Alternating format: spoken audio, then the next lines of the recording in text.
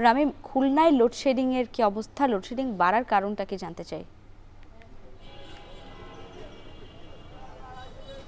লাইবা, অতিরিক্ত লোডশেডিংয়ের কারণে কিন্তু খুলনার মানুষের যে জনজীবন সেটি কিন্তু একেবারে অতিষ্ঠ হয়ে পড়েছে।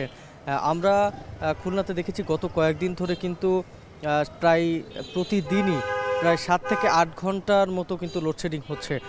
এবং আমরা এই মুহূর্তে রয়েছি নগরীর প্রায় প্রাণকেন্দ্র বললে চলে, যে 7 রাস্তার মোড়। এখানে কিন্তু এই অঞ্চলটাতে এখনই বিদ্যুৎ নেই।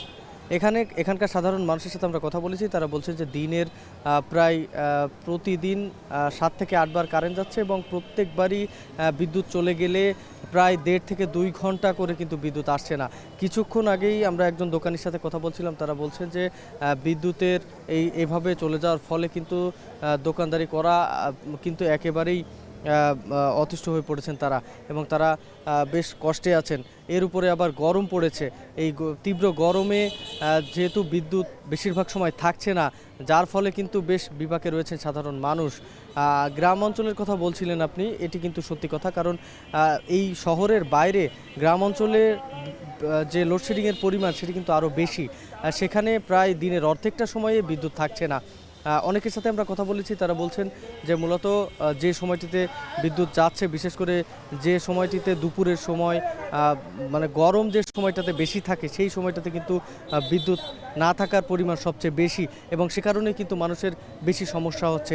এর পাশাপাশি শিক্ষা প্রতিষ্ঠান রয়েছে, বিভিন্ন কলকারখানা রয়েছে খুলনায়, সব জায়গাটাতেই কিন্তু সমস্যায় পড়তে হচ্ছে সাধারণ মানুষকে, শিক্ষার্থীদেরকে, এবং যারা কলকারখানায় বা অন্যান্য জায়গায় উৎপাদনশীল বিভিন্ন প্রতিষ্ঠান রয়েছে, সেসব প্রতিষ্ঠানে যারা কাজ করে তাদের। বিশেষ করে বিদ্যুতের উপর ভিত্তি করে কিন্তু অনেক প্রতিষ্ঠান রয়েছে যেগুলো কিন্তু চলে।